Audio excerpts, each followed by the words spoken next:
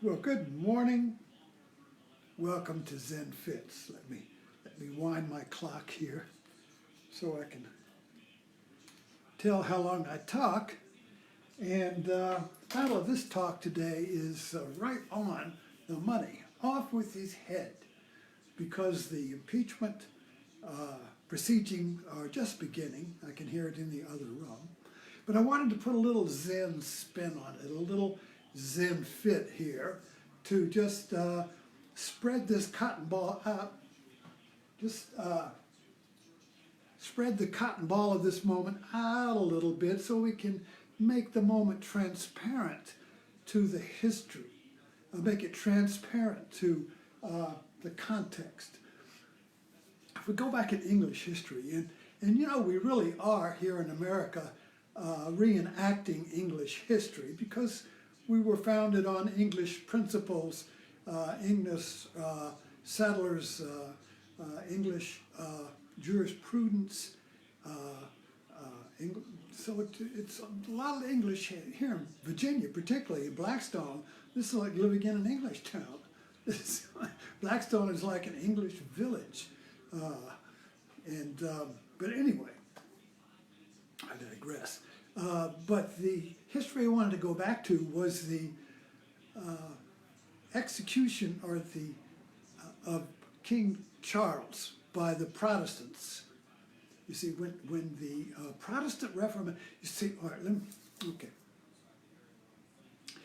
England was ruled by kings, and ever since the Constantine of the Roman Empire, who made Christianity the religion of the Roman Empire, and the emperor was ordained by God. I'm really going back here, but just hang in there. See, before Constantine, the empire was held together by the emperor as God. You know, kind of like Napoleon, you know, like I'm God. But that began to lose traction as Christianity began to come up through the flooring, so to speak, of the Roman Empire. So Constantine made a shift and said, well, I'm emperor, but I get my authority from God and from the Bible. So the Bible and God and the church became the authority for the rule of the king. And this went on through the Middle Ages, where all the kings got their authority from the Pope and from God, you see. So it became a hierarchy structure with the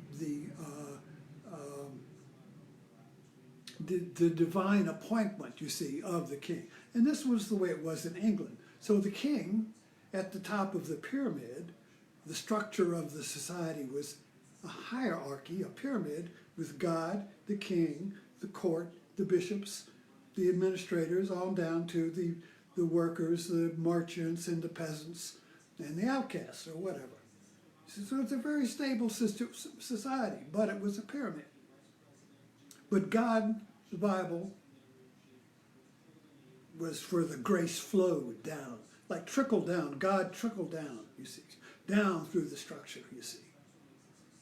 And so when the Protestant Reformation, when Cromwell, the Protestant Reformation basically destroyed that pyramid because it was a church structure.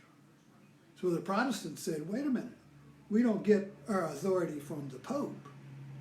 We get it from the Bible. And I got the Bible right here in my pocket.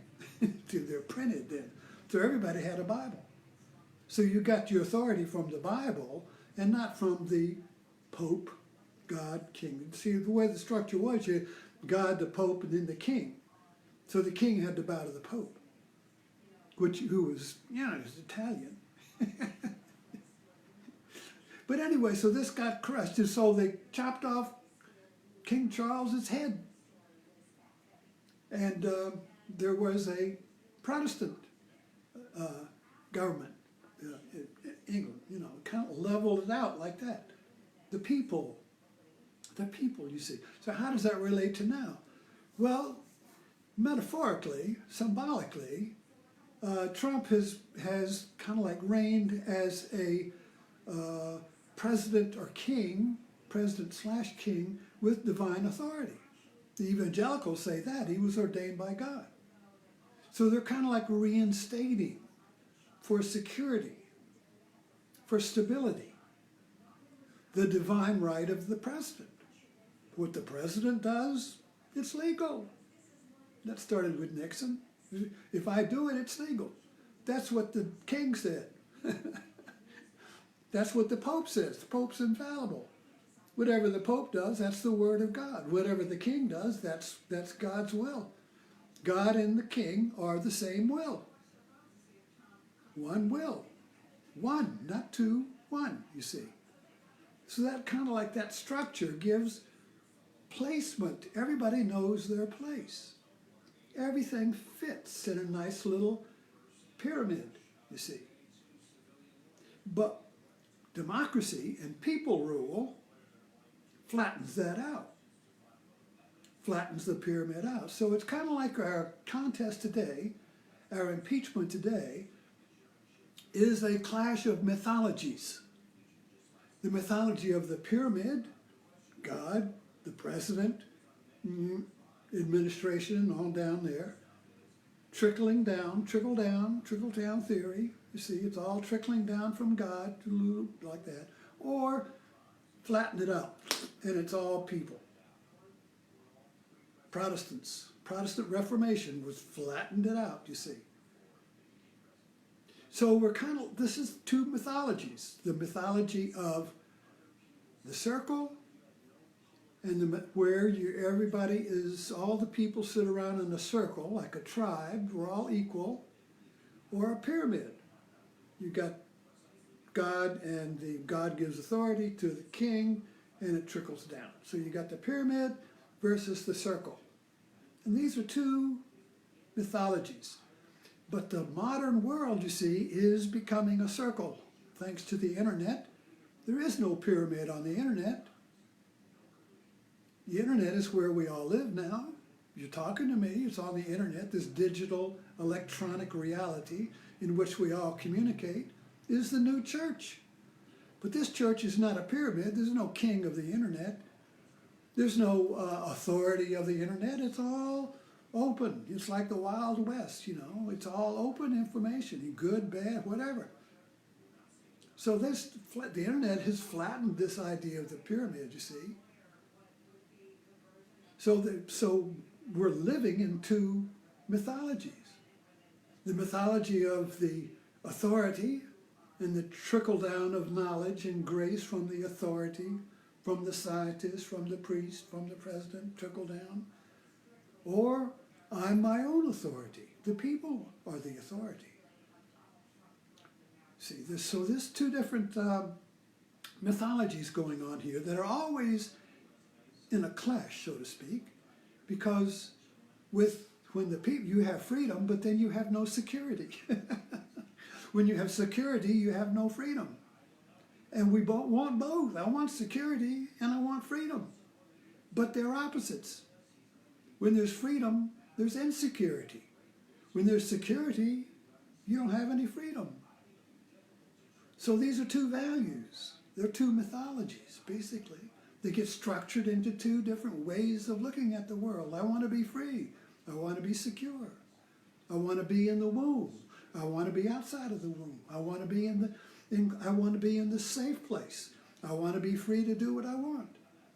It's in our politics. You know, so what are you trying to shove that down my throat? I want to be free. You know, so it's all getting mixed up. But there are two mythologies going on here: the mythology of security and the mythology of freedom. Now, what do? They cancel each other out. Creates a dilemma. Creates anxiety, because we have to have both. These are the imperatives of existence: security and freedom. Freedom and security. Adolescents have a terrible time with these two because they've got one foot in the security of the parents and the other foot in the freedom of the adult. So they're kind of like a submarine. They're just half in the water and half up. You know, they can't completely go into one world or the other. So it's a great turmoil for adolescents because one minute they want the security of the family and the parents, and the next minute they say, you know, screw you, I want to be free. But even when we get to be an adult, we still have the same battle. I want to belong to something, to have the security of the authority of the religion. I want the Bible to tell me what to do. I want the president to tell me what to do. I want the government. I want the Bible. I want security. I want to feel secure. I want to be in a place. I want to know what to do. All this gender mix up, you know, male, female, transgender, gay. I don't know who anybody is. I want everything to be fixed in a nice mythology of place where men are men and women are women, and they all look different, and everybody knows what to do, and everybody's in their place, you see.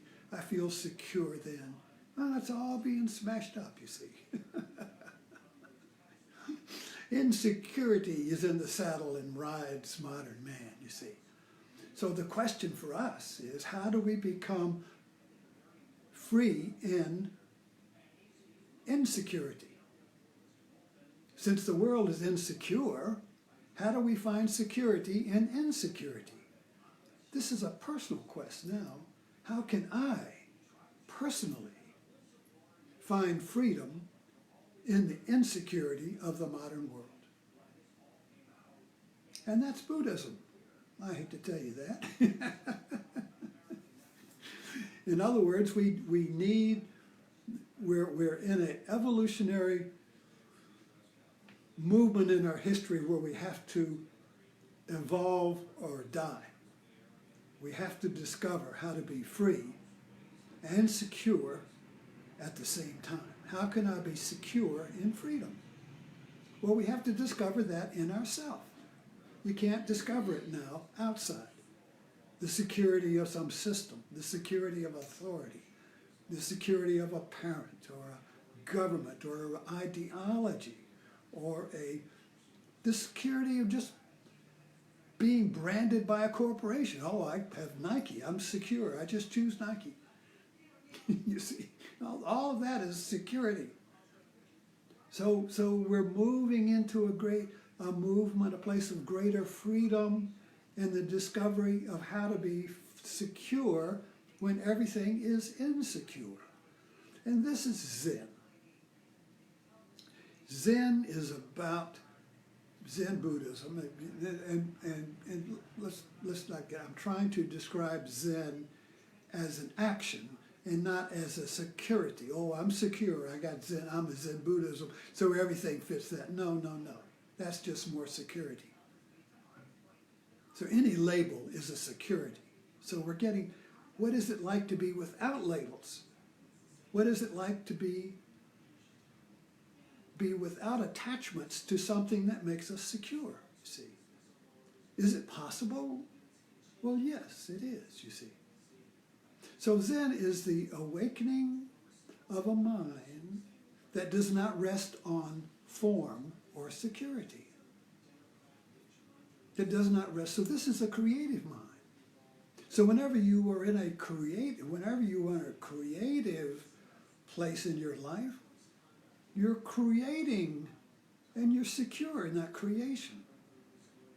Artists, crafts, relationships, whatever you're doing, if it's creative, you're secure, and that's creativity is free, so you're secure in the freedom of your creativity. But when you lose it, there's a panic. Oh, I've lost my force. I've lost my mojo. I've lost my muse. I've lost my creativity. I used to be so creative. Now I'm just, You see? So this is a personal path now. Mankind is on a personal path. We're all on a personal path to discover the freedom within that does not rest upon any external security.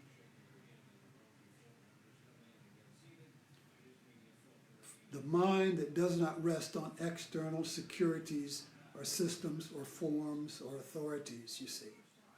Doesn't mean that's wrong. It just means that you awaken to a primary mind based in freedom and creativity.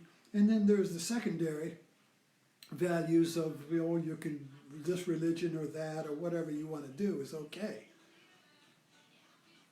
But anyway, so I leave that today, and we'll go watch the Protestants chop off the head, the liberals try to chop off the head of the king. Thanks for dropping in.